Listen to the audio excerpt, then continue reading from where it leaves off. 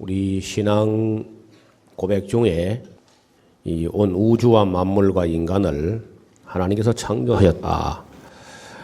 이렇게 믿는 신앙은 비록 성경을 잘 모른다 할지라도 기본이 잘 흔들리지 않습니다.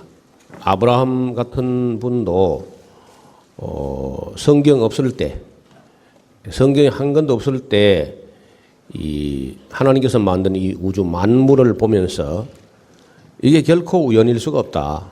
누군가가 굉장한 지성과 정성을 가지고 애정을 가지고 굉장한 능력을 가진 분이 이렇게 목적을 가지고 설계해가지고 만든 것이 아니겠는가. 이렇게 하면서 하나님을 찾았다고 기록하고 있어요. 여러분들이 요세푸스라고 하는 책이 있는데 유대인 역사학자가 쓴 책이죠. 유대인 역사학자 요세푸스가 쓴 책에 보면은 아브라함이 하나님을 찾게 되는 그런 동기를 몇 줄 기록하고 있는데 이 온 우주 만물을 볼 때 결코 우연일 수가 없다. 이런 생각을 하면서 하나님을 찾았다는 거예요. 그래서 아브라함이 하나님을 찾으니까 하나님께서 그 아브라함을 만나 주신 걸로 되어 있어요. 여러분, 우리가 어떤 사물을 볼 때 우연이라고 그냥 말해버리는 무책임하게 우연이라는 말을 함부로 하는 사람들은 그런 사람은 철학이 안 돼요. 그런 사람, 그런 정도의 정신과 그런 정도의 자세를 가진 사람은 철학도 안 되고 과학도 안 되고 신학도 안 되고 그건 아무것도 안 돼. 어떤 사람은 습관적으로 우연이라는 말을 자꾸 쓰는 사람이 있어요. 습관적으로. 그래서 이 온 우주 만물을 우연이라고 말해버린다면은 그런 사람하고는 그야말로 아무 일도 도모할 수 없어요. 근데 그런 사람들이 되게 이제 하는 게 복권이나 사고 도박이나 그저 하고 우연에 어떻게 걸릴까 싶어가지고 이런 인생으로 전락합니다. 결코 우리가 성도들 그리스도인들은 우연이라는 말을 그렇게 함부로 쓰지 않도록. 그리고 원인이 있었기 때문에 결과가 있다. 원인과 결과, 이 인과관계를 가지고 가설을 수립한 후에 그 가설을 수립해 놓고 원인을 찾아가서 실험하고 증명하는 이게 이제 과학의 기본 정신이죠. 첫 시간에 제가 성경과 역사와 과학을 부단히 공부를 해야 한다 그런 말씀을 드렸는데 원인을 찾아 올라가는 쪽을 우리가 보통 철학이라고도 하고 형이상학이라고도 하고 메타피직스라고 피지컬한 것을 더 초월해서 보이지 않지만은 근원을 원인을 찾아 올라가는 쪽을 물질적인 세계를 더 초월해서 원인 쪽을 찾아 올라가는 것을 옛날에 형이상학이라고 해서 형이상학. 철학의 한 부분이죠. 그래서 오늘날 현대인들이 철학이 없어요. 철학이. 무슨 원인을 찾는 그런 기본 정신도 없고 결과 쪽을 더 세밀히 분석해 내려가는 그걸 이제 보통 우리가 피지컬 사이언스를 해서 피지컬 사이언스, 이 물질적 과학이라고 하죠. 과학. 그러니까 생각의 방향이 그 물질 세계를 볼 때 이게 뭔가 원인이 있어야만 이런 결과가 나오지 않겠는가 하고 원인을 찾아 올라가는 그런 방향이 있고 결과 쪽을 세밀히 더 분석해 나가는 그런 생각의 방향이 있다는 거예요. 오늘 학교에서 이 학생들을 가르치는 걸 보면은 전혀 철학이 없이 가르쳐요. 그리고 그런 과목들을 가르치지 않으면서 인성 교육을 하겠다. 그건 말도 안 되는 소리입니다. 지금 현재 무슨 청소년 문제, 이런 학생들의 무슨 학원 폭력 문제, 이런 걸 가지고 가끔 정관용 씨하고 KBS 나와서 토론해 가는 거 보면요. 학자들 나와서 말하는 거 보면요. 엉망나라의 한심 8분 도사들이에요. 저 서투른 무당의 칼춤을 보는 것 같아. 전혀 그 근원을 터치하지 못하고 철학이 없는 소리를 많이 해요. 그 패널들이 나와서 또 여성 문제 갖고 나온 사람 보면 여성을 불행하게 만드는 소리만 골라가면서 다 한다. 그 왜 그러냐면 철학이 없기 때문에 그래요. 그래서 옛날에는 그 철학이라고는 하지 않아도 국민윤리라고 하는 과목 속에 나름대로 그래도 기본 철학과 윤리를 함께 좀 더듬어가는 그런 걸 좀 했는데 이런 게 또 거의 뭐 선택 과목 비슷하게 해가지고 그야말로 그냥 국영수 이 국영수 위주로 이렇게 이제 간다는 것은 인간성은 고려하지 않겠다는 거죠, 아예. 그래서 돈 버는 그저 기계 그야말로 그 산업 사회에 인력을 공급하겠다. 그래서 교육 그저 인적 자원부라고. 인간은 그냥 인적 자원으로 이제 보는 그 부서 자체가 교육 인적 자원부다. 아이고. 이렇게까지 우리가 교육 철학도 없는 사람들이 어설프게 뭐 미국이나 어디 가가지고 뭘 배워가지고 그렇게 하니까 그 모양 되는 거예요. 그래서 어제 첫 시간에 제가 그랬죠. 하나님과 사람을 알아야 되고, 그리고 더 나아가서 사판도 알아야. 그래야 이게 교육도 되고, 목회도 되고, 나라도 될 텐데, 전혀 그 성경적 하나님의 관점에서 보는 그런 철학 부재 시대. 그렇게 되니까 이제 결국은 우리 사회가 점점 무너져 가는데 조선일보하고 동아일보가 왜 그 이명박 대통령을 왜 택했느냐. 지난번에 노무현 씨를 찍었던 사람들이 42%가 이번에 이명박을 찍었다. 그 데이터를 내더라고 보니까. 그래, 왜 찍어주냐. 노무현 정부가 당신들 말하던 대로 그래도 가장 도덕적인 정부 아니냐. 그렇게 말하니까 도덕이 밥 먹여주나. 서울에 노무현 정부를 지지했던 사람들이 42%가 이명박을 찍었다는 할 때 이명박이가 밥 먹여줄 것 같아가지고 찍었다. 결론이 그거예요. 자, 우리 국민들의 의식이 그 정도라면 참 한심한 얘기입니다. 갈수록 퇴보하는 거야. 누가 노무현이가 밥 못 먹게 했나? 지금 우리 국민 정신들이 전혀 철학이 없다는 거예요. 거기다. 생각을 없이 살아가는 거예요. 그래서 지금 우리가 이제 여기서 오신 분들이 또 제가 염려가 되는 게 자기 소원과 자기 목적이 너무 지나치게 되면은 하나님 말씀이 귀에 안 들어옵니다. 자기 소원과 자기 목적이 꽉 들어차 있는 사람은요, 하나님 말씀 귀에 안 들려요. 여기서도 마찬가지고 교회 가서도 마찬가지예요. 그래서 옛날에는 이 빈 마음, 빈 그릇으로 오라, 빈 마음으로 오라 이런 말들을 교회에서 많이 했는데 지금 빈 마음이 없어요. 전부 자기 생각으로 그 대개 철학도 없는 생각. 그럼 철학도 없는 생각이 뭐겠어요? 자기 생각이 다 욕심이죠. 심지어 하나님까지 이용해서 자기 뜻을 이루려고 하는 자기 욕심적 자기 생각. 이런 생각으로 꽉 들어차가지고 여기 와서 앉아있다. 아무것도 안 들립니다. 그렇게 해서는 아무것도 들리지 않는다. 그래서 미리 말씀을 드리는데 여기 우리가 어떤 목사의 그 강의나 어떤 설교나 이런 얘기가 아니고 성경, 곧 하나님 말씀을 들으러 왔다면은 우리 소원을 앞세우거나 우리 소원을 가지고 자꾸 붙들고 있지 말고 우리 소원을 일단 다 내려놓고요. 어떤 소원을 가져왔든지 간에 우리 소원을 다 내려놓고 이 하나님 말씀 속에서 들리는 하나님의 소원이 무엇인가. 그런 방향 설정을 잘해야 돼요. 방향 처음에. 이 창세기야말로 그 방향 설정을 할 수 있는 책이에요. 인생이라든지 세계관, 역사관, 가치관의 그 방향을 딱 잡을 수 있는 아주 중요한 책이 창세기라는 거예요. 그러니까 전혀 창세기 교육을 성경이 교회가 목사님들이라든지 신학교에서 창세기 교육을 제대로 하지 않기 때문에 거의 신앙생활을 한다 할지라도 신앙생활 하는 목적도 방향 설정이 잘 안 돼요. 성경 공부 좋아요. 성경 공부 많이 하는데 성경 공부해도 처음부터 방향 설정이 잘못됐어. 어제 이야기죠. 인간이 구원받고 인간이 복받고 인간이 능력받고 인간이 은사받고 뭐 인간이 뭐 받는 쪽으로만 방향 설정이 되니까 잘못된다는 거예요. 그게 아니고 성경 공부하는 목적은 하나님 경외하는 것을 배우게 하라.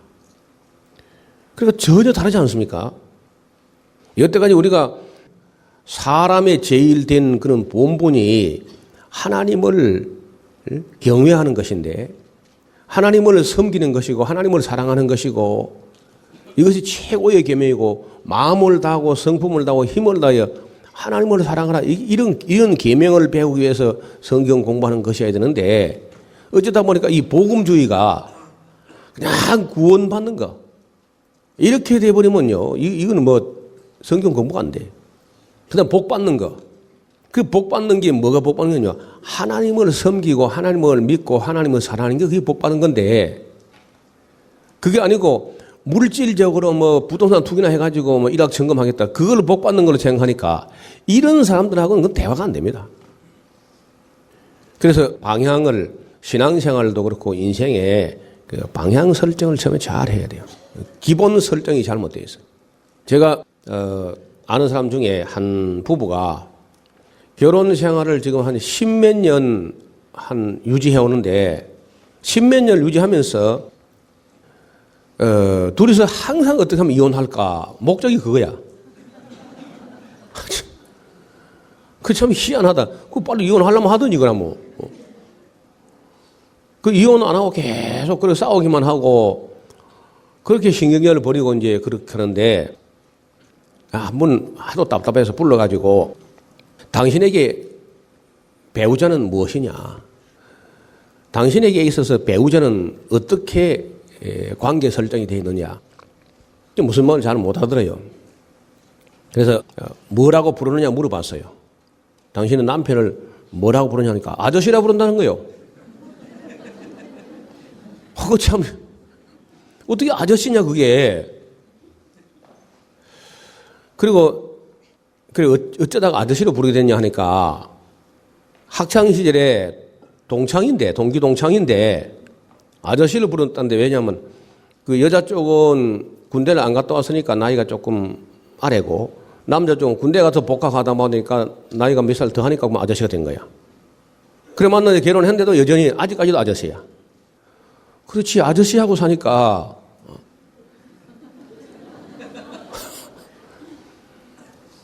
그래 이제 남자에게 물어봤어요. 당신에게서 이 여인은 어떤 여인이냐 뭐라고 부르냐 물으니까 이름으로 부른대 그냥. 그 누구하고 아저씨하고 사니까 처음부터 관계 설정이 잘못된 거예요. 그래서 참 그 부부가 이혼되지 않게 하려고 어지간히 내가 참 해가지고 울며 불며 나도 울고 자기들도 울고 왜 이 모양이 됐는지. 그래서 이제 지금쯤은 확인을 못 해봤어요. 이거 확인을 항상 해야 되는데 혹시 여러분 중에서도 그런 그 관계 설정이 잘못된 사람 없어요? 어떤 또 부부는 보니까 남편을 보고 형 그래 형. 이거 또 그런 사람 없어요? 남편을 보고 형이라 그래 형. 이런 우리 국민들이 수준이 이 정도입니다. 여러분 그 서양 사람들 내가 별로 안 좋아하지만은 서양 사람들은 배우자를 부를 때 darling, honey 이렇게 가장 아름다운 말로 부르려고 그렇게 애를 써요. 그러다가 성이 나면 이름을 불러요. 그래서 뭐라고 설정되어 있느냐 이게 굉장히 중요하다고. 우리 애들은 보니까 또 오빠라 그래. 이거 오빠도 잘못한 거야. 오빠하고 같이 살면 어떻게 해요 그게. 그럼 근친상간이죠 근친상간. 이것도 뭐 못 고쳐보니까 이게 윤리라는 것은 관계인데 관계 설정인데 관계 설정이 잘못되면 안 되는 거예요. 옛날에 우리가 보통 처음에 여보라는 말이 잘 안 되죠. 그 여보를 갖다가 여기 좀 보세요의 준말인 줄 알고 있어요 사람들이. 많은 사람들이 그렇죠. 여기 좀 보세요의 준말이 여보인 줄 알고 있는 아닙니다. 여보라는 말은 같을 여자에다가 보배로 오는 보자라. 보배. 보배와 같은 존재라는 뜻이라 여보.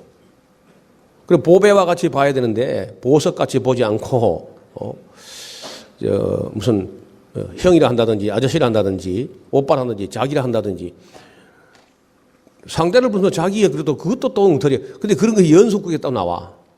연속극에 나오면 전부 다 또 자기로 다 따라해버려야 돼.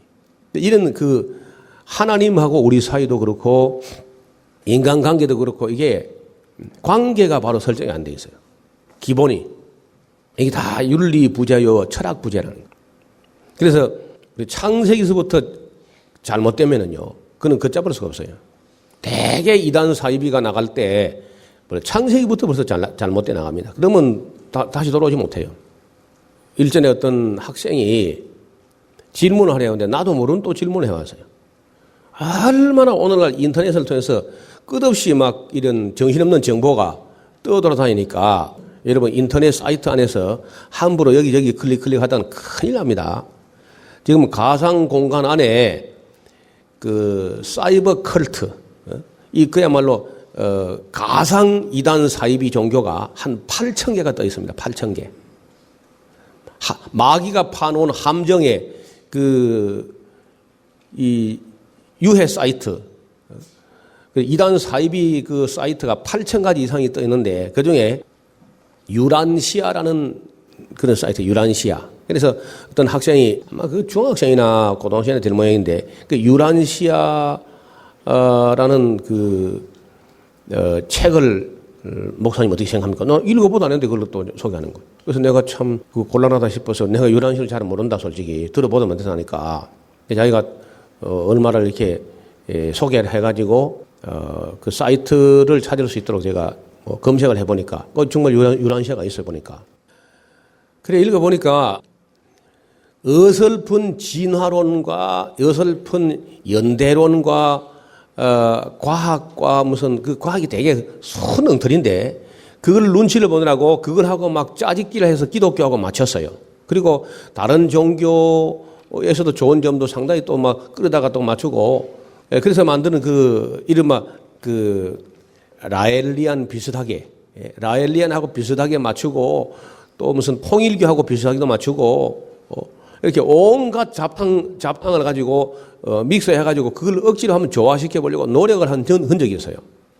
그래서 뭐 천국이 어떤 구조로 되어 있다느니 막 이런 아주 기하학적으로 이렇게 막 설명을 하면서 그래 중학생, 고등학생들 아주 거기 혹 빠지는 거예요. 그리고 교회에서 창세기부터 성경을 안 가르치니까 온갖 데 다 빠질 수 있다는 거예요. 아이들이. 제멋대로 그저 클릭을 하니까 이 모든 책임은 결국은 우리 목회자들에게 돌아갈 겁니다. 대단히 지금 죄송한 얘기인데 신학교가 잘못된 것도 목회자들 책임이에요.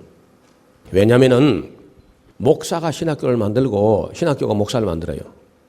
사람은 책이 만들고 책이 사람을 만드는 것처럼 우리 목회자들이 모여있는 목사 장로가 모이는 총회가 신학을 감독할 책임이 있습니다. 신학교육부가 있어요 거기. 근데 신학교육부가 전혀 신학교를 감독 못해요. 그래서 오늘날 신학이 성경에서 너무 많이 멀어져 버리기 때문에 기본 설정도 잘 안 돼 있다는 거예요. 항상.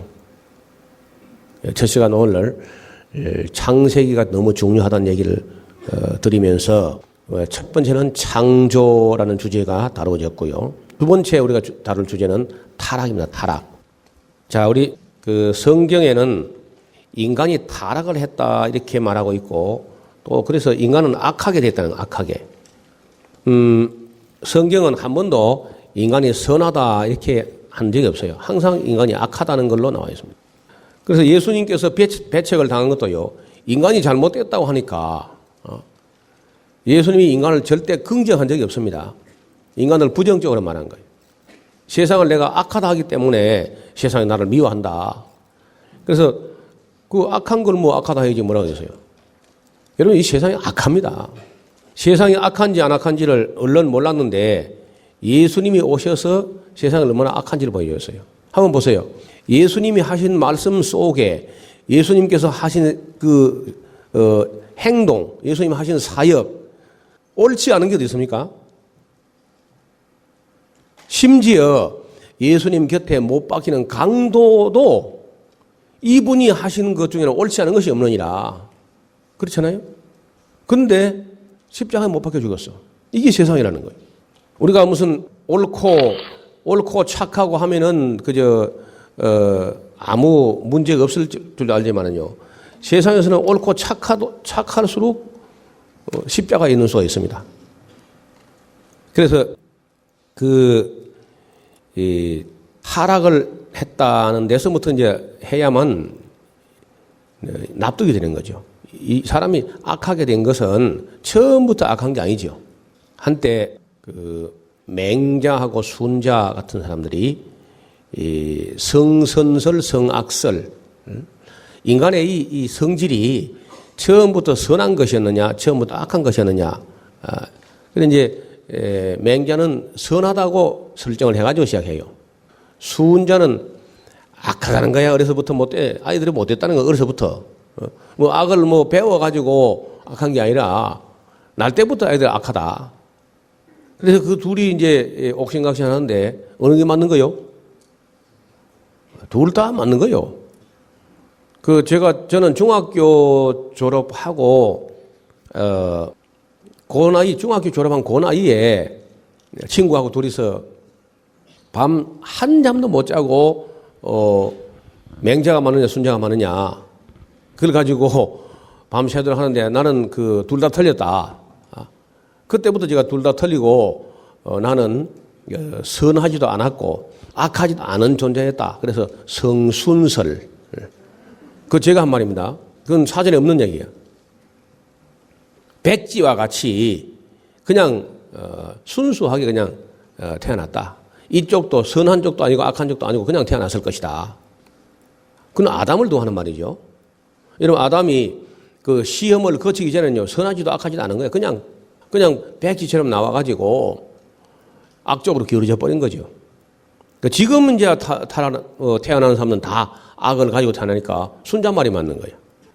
그래서 그 당시에 이제 해결이 안 나고 누가 내가 나이가 15살 먹을 때 한 말이 누가 들어줄 사람도 없고 그 친구하고 나하고 둘이서 이제 그 마을에서 책을 놓지 않고 그래도 끊임없이 생각하고 공부하고 한 사람은 하고 나하고 둘이었어. 그 사람 이름이 종봉이라는 사람인데 조종봉이라는 사람하고 나하고 둘만 늘 책을 보고 생각하고 공부하고 그랬어요.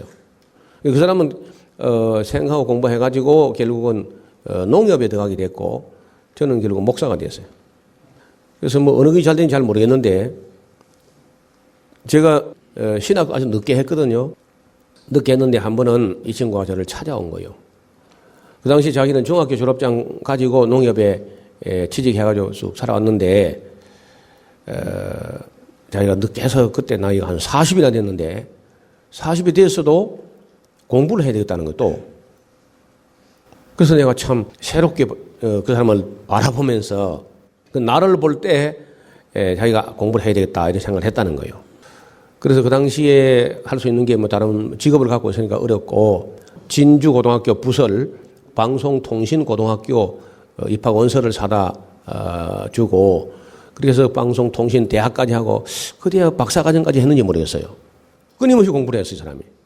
저는 오히려 박사도 안 하고 말아버렸는데 그 공부를 끝까지 했는데 그때도 벌써 그리고 적어도 어린 나이지만은 철학적인 생각, 윤리적인 생각하면서 밤 한잠도 안 자고 꼬박 토론을 벌이고 했던 그것이 벌써 생각하는 사람이라는 거죠. 오늘 우리 청소년들 볼 때 너무너무 생각을 안 해요. 고민을 안 하는 거예요, 고민을. 사람이 근원을 찾고 하나님을 찾고 어떤 고민을 하고 인생의 목적을 찾고 이런 고민이 있어야 되는데 너무 고민도 없고 생각도 없고 분별력도 없고 이렇게 되면은 인간의 가치는 떨어지는 거예요. 가치관이 다 흔들리는 거죠. 그래서 제가 그렇게 하다 그냥 말아버렸죠. 말아버리고 이제 이 성경을 알게 된 것은 군에 갔다 와서 결혼까지 하고 그리고 교회를 처음 나왔어요.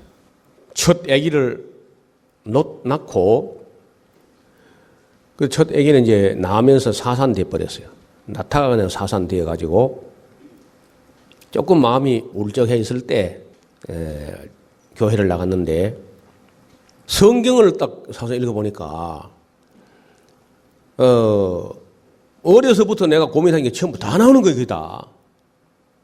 그 나름대로 어렴풋한 진지한 어떤 그 고민도 방향을 누가 잡아주고 계속 질문과 고민을 던져주면서 생각하게 해야 되는 그런 저 곁에 그런 사람이 없었거든요. 그래 혼자서 이런저런 고민해보는 굉장히 중요한 주제가 그냥 다 나오는 거예요. 성경에 보니까. 이야, 이럴 수가 있느냐. 그리고 시골 교회 그 전도사님인데, 목사님도 아니고 전도사님인데, 설교를 하시면서 그 입에서 나오는 그 말씀이 어떻게 그렇게 옳은지 말이에요. 보통 집에서 어른들이 하는 말은 옳은 말도 있고 잔소리도 있고 군소리도 있고 그렇잖아요. 말도 안 되는 소리도 있고 개문 소리도 있고 미신 같은 소리도 있고 이런데 이거 아니고 그 전도사님 입에서 나오는 말이 그렇게 옳을 수가 없어요. 야, 어떻게. 그런데 이제 그 옳은 말들이 전부 다 이 사람이 성경을 뒤적거리면서 말하는데 그런 말이 나오는 거예요. 저기 책에 뭐가 있는 거다, 저게. 저 책이 무슨 그 진리의 무슨 근원이 되는가 보다. 그래서 결국은 저는 또 누가 성경 읽어가지고 그 진리를 그래서 설교해주면 그거 받아먹고 앉아있는 그건 또 못하는 사람. 그렇게 못해요. 맨날 그냥 주는 거나 받아먹고 그렇게 저는 못합니다. 내가 들어가서 확인해보고 내가 그걸 찾아내야지 계속 입에 떠넣어주는 거 그저 씹어서 남기고 그렇게 못한다는 거예요. 그래서 제가 전도사님이 그 성경을 어디 가면 그렇게 공부할 수 있느냐. 그래 물었더니 나를 이렇게 빤히 끝나보고 학교를 가야 된다. 학교를. 그때 나이가 제가 29살인데 여러분 29살에 어떻게 학교를 가야죠. 근데 제가 하던 일이 많았거든요. 돈은 벌리지 않지만 하는 일은 굉장히 많았어요. 그래 이익 없는 일에 많이 뛰어다녔어요. 그 지역 사회 개발 추진위원회 그 돈 하나도 안 되는 거죠. 맨날 심부름하고 이런 건데 그걸 다 제쳐두고 그래 이제 그 성경학교라는 걸 갔습니다. 성경학교. 노회가 운영하는 성경학교. 전교생이 25명밖에 안 되는 학교예요. 교수가 한 20명 되고요. 전교생이 25명 정도. 그 1학년이 절반이고 2학년 절반이고 그런 거야, 그게도. 그러니까 한 학년이 한 12명 정도. 아주 예수님 같죠? 이렇게 이제 그런 학교인데 거기서 이제 성경 공부를 시작한 것이고 그 성경 공부하면서 그 2년 공부하는 요즘 같으면 이제 요즘 말로 하면은 그저 신학 초급 대학, 신학 전문 대학 같은 그런 정도 수준으로 보면 될 겁니다. 그 아주 요약한 아주 중요한 것만 가르치는 그런 학교예요. 근데 거기 2년을 수료하고 나면은 졸업 시험에 합격하면은 전도사고시 응시할 수 있는 자격이 주어지는 거예요. 전도사고시. 그래서 저는 그 공부도 했고 전도사고시도 했습니다. 전도사고시도 패스하고 그리고 이제 보니까 그 목사가 된다는 건 상상도 안 했습니다. 그 전도사가 되는 것도 왜냐하면 전도사님을 나는 얼마나 존경했기 때문에 전도사가 되는 것도 그는 아주 가무한 것이고 목사랑은 상상도 못했어요.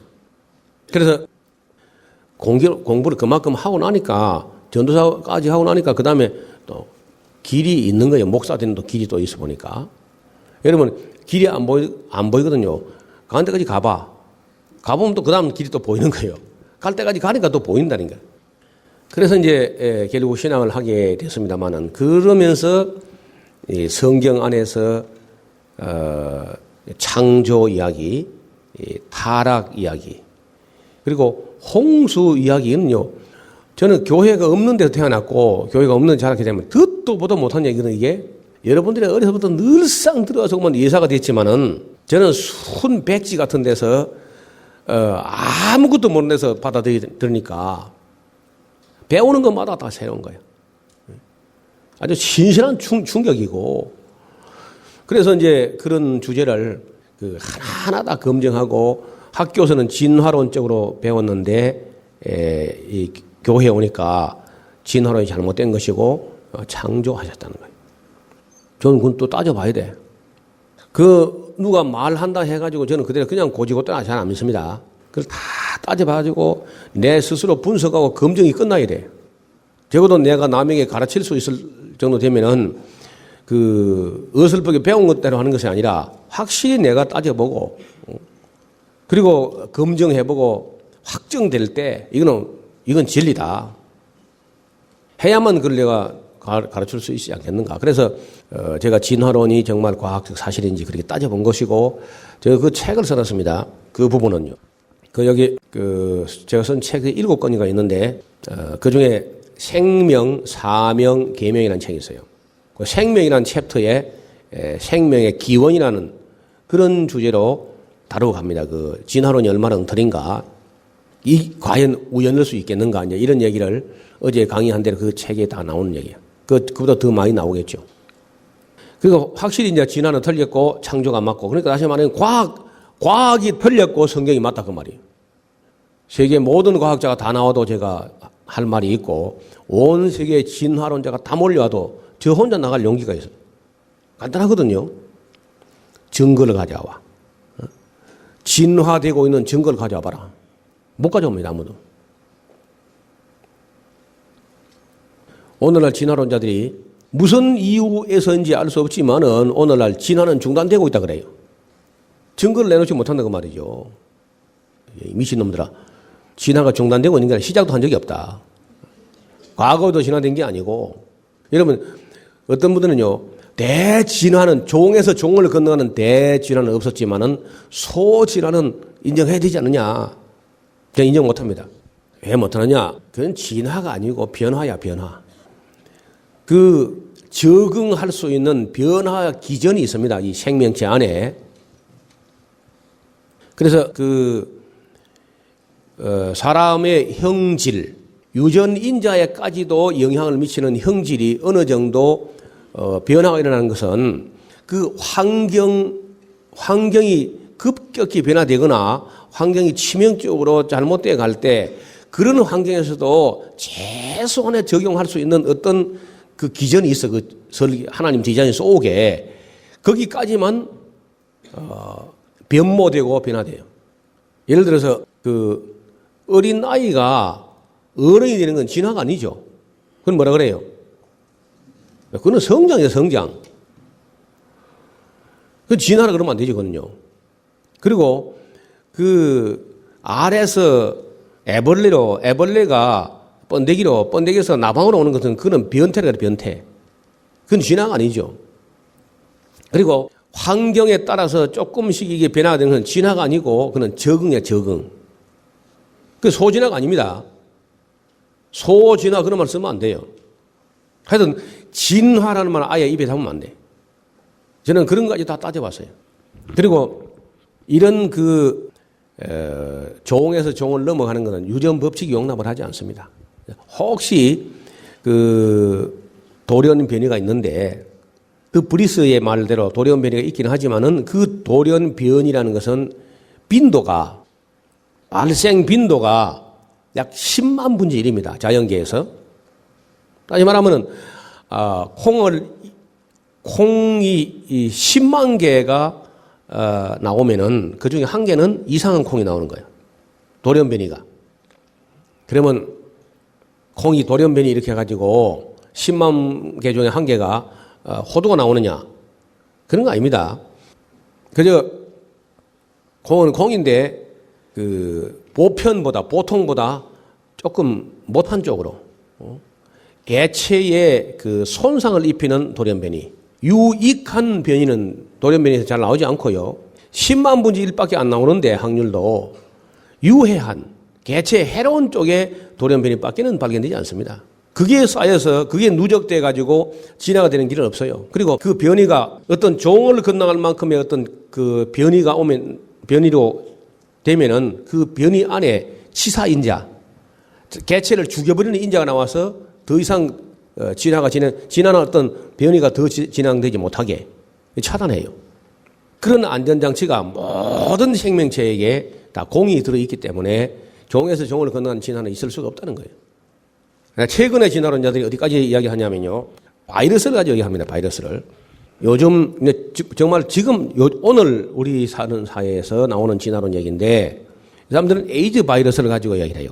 에이즈 바이러스를 가지고 실험을 해볼 때 약을 에이즈 바이러스를 억제하는 약을 개발해가지고 투여하게 되면은 처음에는 억제되는 듯 하다가 금방 이 바이러스가 진화돼가지고 변종 바이러스가 나온다는 거야.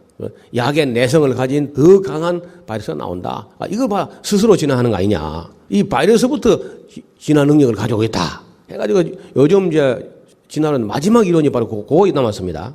다른 건 지금 다 무너졌고 바이러스의 약에 대한 내성을 길러내는 변종 바이러스를 볼 때 진화는 가능하다. 그럼 바이러스라든지 박테리아도 어떤 그런 기전이 있죠. 그렇다 해가지고 박테리아가 어느 날 진화돼가지고 집신벌레가 되는 건 없다는 거예요. 그 박테리아가 무슨 같은 단세포 생물 중에 무슨 아메바로 그렇게 되는 길은 없습니다. 그 바이러스는 바이러스 안에 밖에 그 안에서 약간 모양을 바꿔가지고 그 약을 방어하는 그건 적응이에요. 적응. 그 조금 환경이 어려워져도 약이 투여된 것도 그건 하나의 환경이니까 그런 적응 기전 정도이지 그것이 진화가 되는 건 아닙니다. 그런 건 지금도 방송에도 나오고 이런저런 인터넷 사이트에서 진화를 주장하는 사람 이름이 나올 때 충분히 준비하고 공부해서 학생들 청년들이 물을 때 대답을 준비를 해야 돼요. 저의 결론은 종에서 종을 건너가는 진화는 아예 없었고 혹시 소진화라고 표현되는 진화도 사실은 소진화가 아니고 적응이에요. 적응. 여러분 세계를 돌아보면은 사람의 색깔이 상당히 다양하죠. 적도 쪽으로 가면은 아무래도 사람이 좀 검습니다. 그리고 북위 60도 이상 넘어가면 사람 얼굴이 좀 희어요. 희어. 그리고 그 흰 족속들이 햇빛을 많이 보면요. 황인종이 되는 게 아니고 붉어져요. 붉어. 그 홍인종이 나와. 홍인종. 이게 제가 미국이 보면 상당히 홍인종입니다. 홍인. 그래서 유란시아라고 하는 그 책에도 미국서 만들어졌다 보니까 그런 사이비 종교가 홍인 이야기를 해요. 홍인종. 얼굴이 미국 사람들 붉습니다. 붉어요. 그런데 어떻게 되냐면은 노아의 다 아들이고 다 노씨들인데 근데 왜 검은 형제가 있고 하얀 것들이 있고 우리처럼 노란 게 있느냐. 그건 환경의 적응이에요. 그건 진화가 아닙니다. 진화도 아니고 퇴화도 아니고 그건 환경에 적응하느라고 태양 광선이 우리에게 이렇게 직사광선으로 이렇게 내려오게 되면은 그 중에 가시광선이 여러분 알주노초 파남보 하는 색깔을 내는 가시광선이 있고 그 색깔을 바깥에 보라색 바깥에 보라색 자색 바깥에 외쪽으로 흐르는 자외선이라는 게 있습니다. 자외선.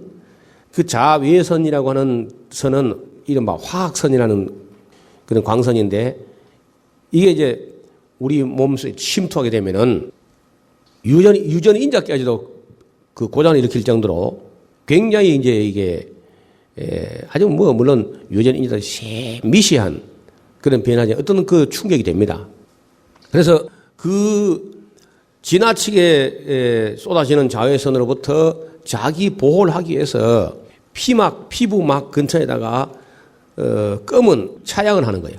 검은 멜라닌이라는 색소를 갖다가 피부 쪽에 증가시켜 가지고 이렇게 차단하려고 하는 거예요. 그런데 처음부터 그런 프로그램이 내장되어 있었어요. 또 반대로 이제 북위 60도 이상을 넘어가면은 태양이 강선이 너무 모자라요. 그래 모자라니까 어떤 피부를 좀 투명하게 해가지고 조금 필요한 게 들어오게끔 그래서 휘어지는 거예요. 그래서 처음부터 내장되어 있는 겁니다. 우리나라라든지 일본이라든지 이런 건 적당하니까 검을 필요도 없고 힐 필요도 없고 적당하죠. 그런 것은 그건 진화가 아니고 원래는 다 색깔이 또 비슷했습니다. 사실은 여러분 옛날에 아프리카에서 노예 상인들이 아프리카의 새카만 완전 연탄장이 연탄 정말 완전 새카만 데다가 눈만 하고 눈하고 이만 하얀, 심지어 손바닥까지 새까맣습니다. 그런 사람들을 잡아다가 막 후려다가 미국에다 목화 농장에 그 조지아주라든지 알라바마주 같은데 그 땅콩 농장 그리고 목화 농장에 막 다 팔아넘겼단 말이에요. 그래서 그 팔아넘겨가지고 팔려온 사람들 그때는 정말 완전 새카맣던 사람들인데 그렇게 검던 사람들이라도 아프리카를 벗어나서 미국 땅에 와서 한 200년, 300년 살았는데 지금 그렇게 까만 친구는 없습니다. 그렇게 새카만 건 거의 없어져 버리고, 그럼 이건 우리 보통 흑인 친구들은 조금 끊기는 하지만은 우리가 조금 색깔이 진하죠. 아마도 앞으로 한 300년 내지 길게 가면 한 500년. 500년이면 그 검은 친구들죠. 완전 미국 백인의 박인하고 똑같이 됩니다. 그리고 체격도 옛날 아프리카 시대에 그어서 잡혀올 때는요, 체격이 지금 미국 흑인들 체격의 절반도 안 됐습니다. 아주 조그만했어요. 키도 조그맣고 입술도 두툼하고 해가지고 아주 참 볼품없이 원숭이가 봐도 상당히 친근감을 느낄 만큼 그렇게 털만 없다 보니지 그렇게 됐던 사람들인데 지금은 보세요. 그 마이클 조던이라든지 그 애들 보면 잘생겼잖아요. 흑인이라도. 어제 내가 신문을 보니까 미국에 지금 오바마? 이 지금 가다가 미국 그 흑인 대통령 나오지 않겠나 싶을 정도로 또 잘생겨서 보니까요. 그러니까 모양도 그 환경에 따라서 점점 잘생겨지는 거야. 그러니까 사람 살기 적당한 곳에 살면은 얼굴도 잘생기고 머리도 좋아지고 마음도 착해져요. 제가 둘러본 중에 사람 살기 제일 좋은 곳이 아마 우크라이나, 그 다음에 벨로루시, 그 다음에는 몰도바, 이런 쪽이 아마 사람 살기 제일 좋은 곳이다 싶어요. 왜냐면 가서 보면 사람이 아름다워요. 그걸 가서 보면서 거기는 남자도 아름답고 여자도 아름답고 정말 아름다워요. 우리 목회자는 가면요, 그 기도를 배나해야 돼요. 늘 그저 볼 때마다 주여 시험에 들게 하지 마옵시고. 그렇게 아름답습니다. 우리나라 같으면 저 정도 아름다우면은 전부 모델 나가고 이 시내에서 볼 수가 없을 정도 그런 사람일 텐데, 그냥 지하철 타는데 그냥 온 지하철 안이 다 미인 대회하는 것 같아요, 마치. 마치 이 모스크바에서 열차를 타고 상트페테르부르크로 가는데 그 좀 벨로루시 가까이 지나갔을 때 차에 딱 올라타는 사람 보면요, 무슨 미스 유니버스 가는 사람들처럼 전부 그리 아름다운 거예요. 거기는 이제 직사광선이 많이 쏟아지지 않고 북이 한 50도, 60도 넘어가는 곳이죠. 그쯤 되니까 사람들이 얼굴이 하얀 건 말할 것도 없고 머리카락까지 하얘요. 하얀데 우리 이렇게 하얀면 보기 싫죠. 이 제목 보기 싫은데 그 사람들은 머리결이 그렇게 가늘면서도 빛이 나요. 푸석푸석한 머리카락이 아니고 빛이 나면서 윤기가 흐르면서 머리가 가늘고 하얀 빛인데 그 눈매도 빼어나고 그렇게 예쁠 수가 없어요. 애들도 보면요, 훔쳐오고 싶은 생각이 나. 그것도 하나도 되고 보는 데도 다 훔쳐오고 싶을 생각이 날 정도로 예쁩니다. 그래서 그런데 이제 기념관 같은 데 가면은 자기 민족사에 있었던 그 전쟁 그림 같은 걸 그려놨는데, 남자들이 나라와 민족 조국을 지키기 위해서 막 싸우는데 그런 생각이 들더라고. 그래, 나라도 나라지만은 자기 저렇게 아름다운 자기 가족을 지키기 위해서 전쟁하겠다 싶어요. 얼마나 아름다운지. 거기 갔다가 한 열흘 있다가 한국 오니까 눈을 완전 베는 거예요. 눈을 둘 데가 없어요. 그래서 나는 그 아름다운 사람을 보는 것도 내가 볼 때는 관광 가치가 있어요, 진짜. 그렇게 아름답습니다. 백러시아, 그게 진짜 백인이야. 벨로루시라는 그 백러시아, 이게 진짜 백인이고 미국 사람 백인이 아닙니다. 그거는 자팡이야, 자팡. 그 흑인이 아니라 할지라도 대체로 보면 미국 사람들 얼굴에 보면 죽은 깨를 팍 쏟아부어가지고 그 빨강머리 앤에다가 무슨 그 캔디처럼 해가지고 어떻든 얼굴에 죽은 깨가 한 바가지는 쏟아부어가지고 더 지저분하고 미국 사람들은 깨끗하지가 못해요. 근데 그 백러시아를 가보면 그냥 그야말로 투명 인간을 보는 것처럼 아름답다는 거예요. 그래서 내가 그걸 뭘 느끼냐면, 야, 하나님 처음 창조했을 때 하와가 얼마나 아름다웠을 것인가. 그 에덴 동산에서의 그 하와의 모습이란 어떠했겠는가. 심지어 노아 홍수 후에도 옛날 사람들은 아름다웠어요. 환경이 파괴되니까 우리가 갈수록 지금 사람들이 남자나 여자나 점점 더 못생겨져요. 우리가 조금 나아진 거는요.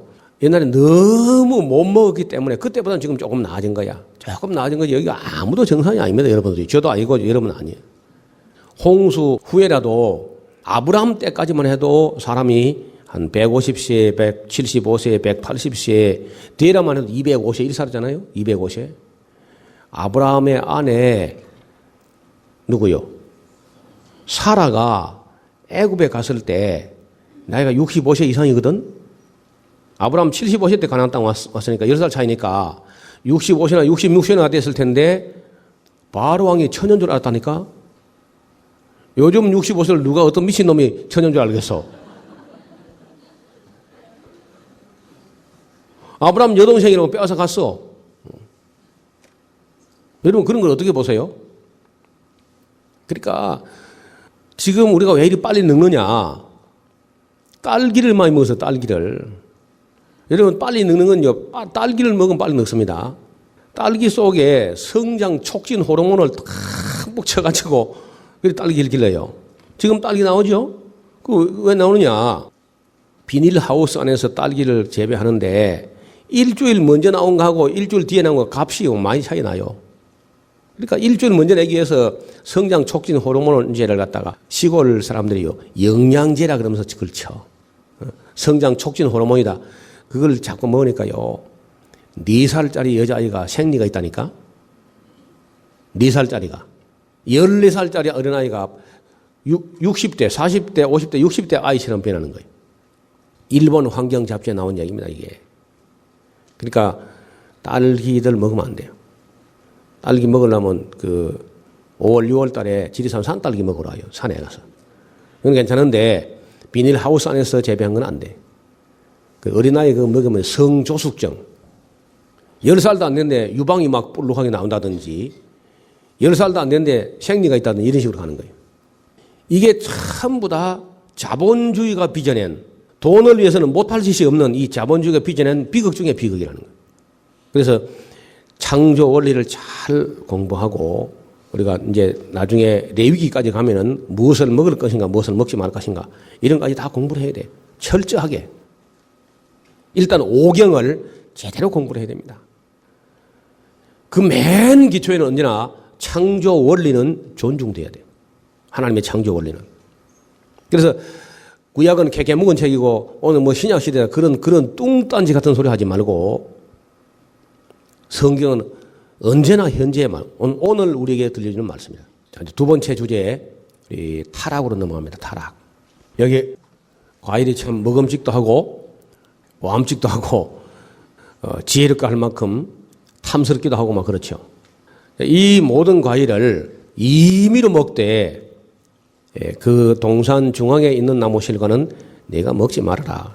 이게 지금 한국에 있는 과일들만 이게 나온 거야. 온 세계의 과일이 다 나온 게 아닙니다. 한국에 있는 것도 뭐 들어 빠졌어 내가 보니까요. 과일, 채소. 여러분 원래 하나님께서 우리에게 주신 음식은 이런 겁니다. 이런 거. 이게 원래 우리가 먹을 만한 음식이고요. 고기 같은 거는요. 그건 동물 죽은 시체야 그거. 모든 고기란 것은 동물 죽은 시체인데 그걸 뜯어먹는 거는 그 잘하는 게 아닙니다. 어떤 고기든지 마찬가지야. 그래서 정말 우리 몸에 좋은 이 음식물은 이런 거와 함께 곡식. 그래서 간단하게 하면 곡식, 채소, 과일. 식물성이죠. 식물성. 이런 것들을 먹어야 돼. 이런 것들을 임의로 먹되 단 동산 중앙에 있는 나무 실과는 네가 먹지 말아라. 그 동산 중앙에는 생명나무와 선악을 알게 한 나무가 있었다. 그러니까 결국은 그 동산 중앙에서 하나를 먹으면 하나는 못 먹게 되는 거야. 두 개 다 먹어서는 안 되고 어느 하나를 선택을 해야 되는데 하나님께서는 힌트를 줬어요. 그 생명나무도 있고 선악을 알게 나무도 있는데 생명나무 실과를 먹으라 한 적도 없고 먹지 말라 한 적도 없는데 결국은 선택에 의해서 자기 선택에서 결정돼야 되는데 하나님이 힌트를 줬습니다.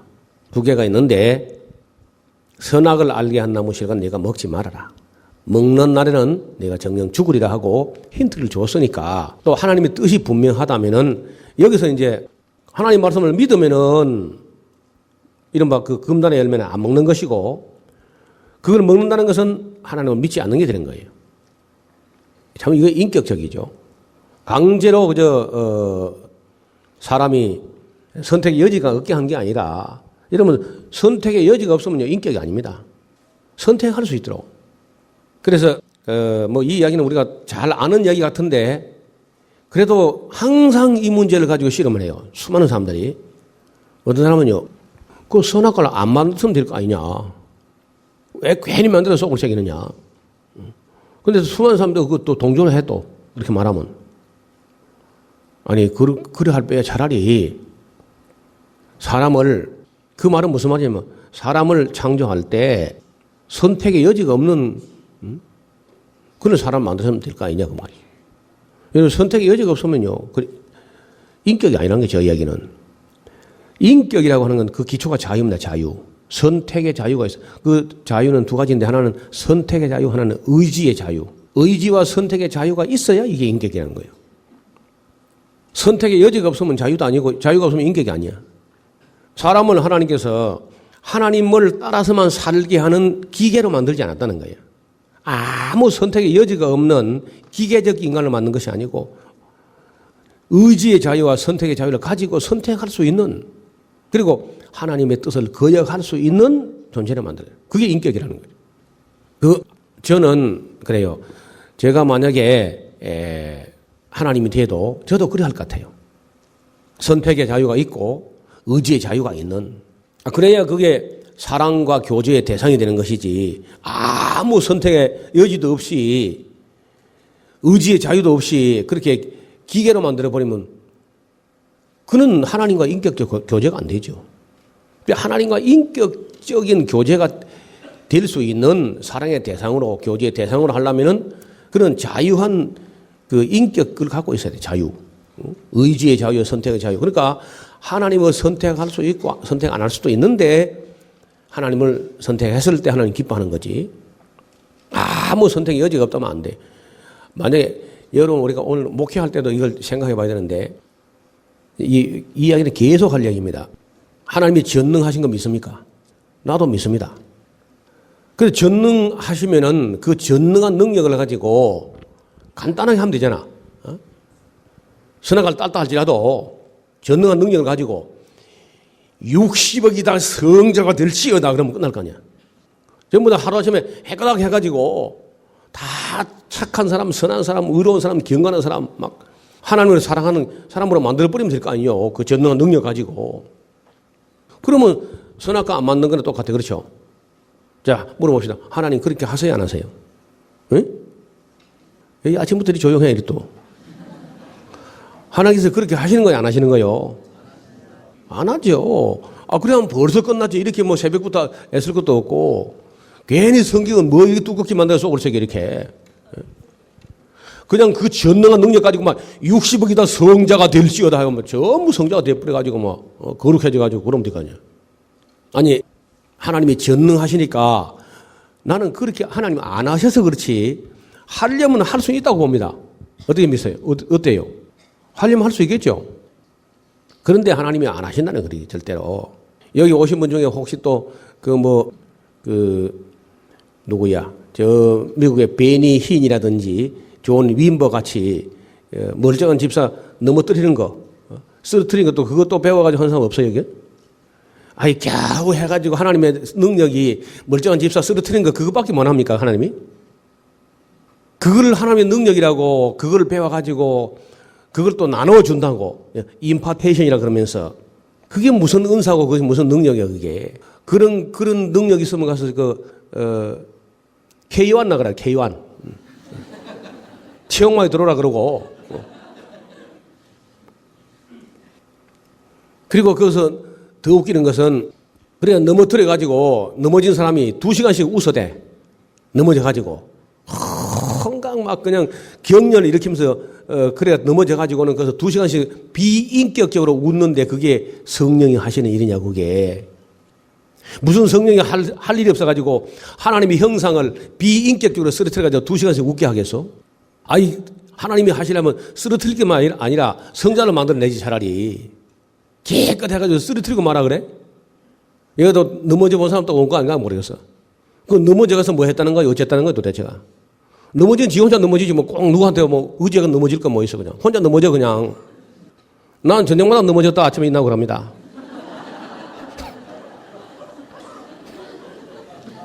나 혼자 잘 넘어져 나는. 능력 필요 없고. 그런 것을 우리가 생각을 해보면 모르겠어요.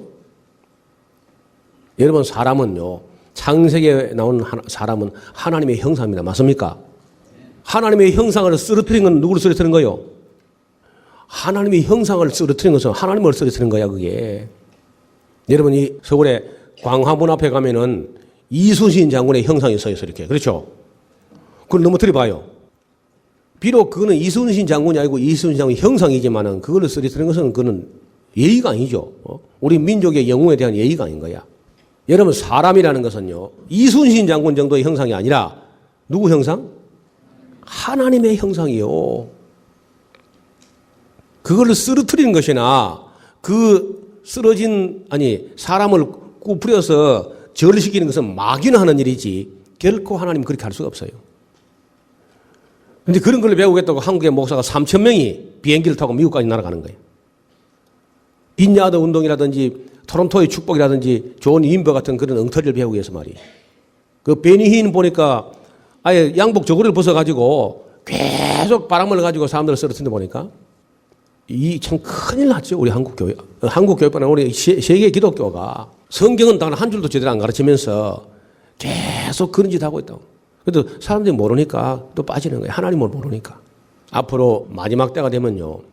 온갖 기적과 표적을 가지고 그 적그리스도 거짓 선자들이 그런 표적을 가지고 할 수만 있다면 택한 백성도 넘어지게 할 것이다. 미혹하게 할 것이다. 하나님의 성령은 그렇게 하지 않습니다. 어디 하나님의 성령이 할 일이 없어가지고 그 아말감으로 만든가지고 금이빨 만들고 하겠어요. 아니 이왕 이빨을 변화시키면 금이빨 말고 본이빨래 본이빨. 하얀 거 원래 난 거 그런 걸 변화시켜달라지 겨우 해가지고 아말감을 또 금이빨을 만드는 그것밖에 못합니까 하나님께서. 그런데 얼마나 우리가 분별력이 없는지 그런데 다 빠진다는 거예요. 목사도 빠지고 성경을 제대로 읽어보면 그럴 수가 없다는 거예요. 그리고 사람이 하나님의 형상이다. 이 창세기 나온 말씀인데 하나님의 형상을 그렇게 하는 게 아닙니다. 넘어진 사람을 일으킨다면 모르지만요. 멀쩡히 서 있는 사람을 쓰러뜨린다는 건 하나님의 뜻이 아니에요. 그리고 그 쓰러져서 이런 건 있습니다. 하나님 하시는 일 중에 성령으로 되는 일 중에 사람 속에 귀신이 들어있었어요. 근데 그 어떤 경우는 완전히 귀신으로 살아가. 그 사람 영혼은 완전히 눌려있고 귀신으로 그냥 귀신이 그 인간을 운전하고 다니다가 예수님 이름으로 이 귀신아 나가라 하니까 귀신이 나가버리니까 사람이 쓰러져 버린 거예요. 귀신이 나가면서 쓰러뜨리거나 귀신이 그 사람의 인격으로 그 사람의 영혼처럼 살고 있다가 나가니까 쓰러져 버리는데 다시 떨치고 일어나면요. 귀신 들었던 사람이 그 나가고 나면 본정신 돌아옵니다. 그런 케이스는 들어 있습니다. 들어. 성경에도 그런 일이 있고 실제로 우리가 목회사역 현장에서도 그런 일이 벌어지죠. 그건 얘기는 좀 타락 이야기 조금 하다가 이제 그 나올 텐데 그런 게 아니고 아무든지 그저 쓰러뜨리게 하는 것은 결코 그는 하나님의 뜻이 아닙니다. 앞으로 절대 그런 거 배우러 다니지 말고 하나님이 어떻게 하는 거 잘 보시라고 얘기해요. 창세기부터 계시록까지를. 하나님은 첫째 우리를 인격적으로 대우하신다.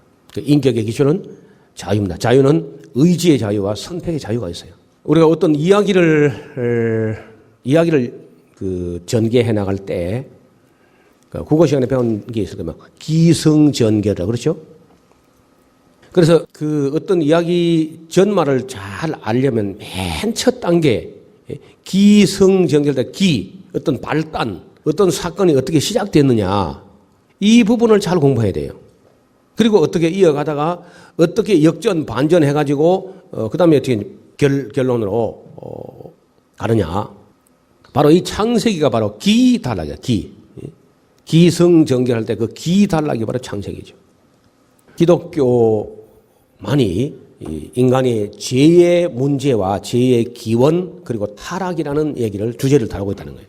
그 불교 철학에서는 사람이 악을 행하거나 어둠 속에 갇히게 되는 원인과 이유가 있는데 불교적으로 말할 때 욕심하고 집념 때문에 그렇다는 거예요. 욕심과 집념 때문에 사람이 어둠 속에 갇히게 된다. 빛이 없는 데 들어간다. 무명이래, 무명. 불교도 그런 면에서 비슷한 얘기를 합니다. 성경은 그런 말이 있죠. 욕심이 잉태해가지고 죄를 낳고 죄가 장성해서 사망을 가져온다. 뭐 비슷한 얘기죠. 근데 그 불교가 그 배후에 사람으로 하여금 그렇게 타락하게 하는 배후에 마귀가 역사했다는 그런 정보는 전혀 불교는 찾지 못해요. 성경만이 이걸 정확하게 기록해요. 여러분 이걸 보통 이 타락하는 이야기에 뱀이 등장하고 뱀이 말을 하고 하니까 서양 신학자들은 이걸 도무지 이해 못합니다. 그래서 이런 거는 다 설화야 설화. 그냥 뭐 전설 따라 삼천리 뭐 그런 거라는 거예요. 신화요 설화지 이게 사실은 아니다. 그래 이거는 꼭 사실로 볼 필요는 없다. 이런 식으로 한 거예요. 서양 신학자들이. 그러니까 이 사람들은요 신학자로서의 소양이 아예 없어요. 타락을 하는 그 장면은 이제 창세기 2장 3장에서 이제 보여지는데 이 문제를 정확하게 정리하지 않으면은 나중에 구원에 대한 것도 애착도 없고 소중하지가 않아요. 타락이라는 이 주제를 제대로 안 다루면. 그래서 타락이라는 주제를 좀 더 진지하게 다루려면 아마도 아침밥을 먹고 힘을 얻어가지고 해야 되지 않겠나. 식사한 후에 타락이라는 주제에 들어가겠습니다. 하나님 아버지 감사합니다. 우리가 창세기에 있는 주제들이 결코 소홀히 다룰 수 없는 중요한 주제가 있는데 이 중에 타락이라는 장면을 우리가 밝히 분별하고 그래서 우리가 왜 구원이 필요하며 왜 예수님께서 오셔야 하는지를 창세기부터 잘 공부할 수 있도록 지혜를 더하여 주옵소서. 예수님 이름으로 기도합니다.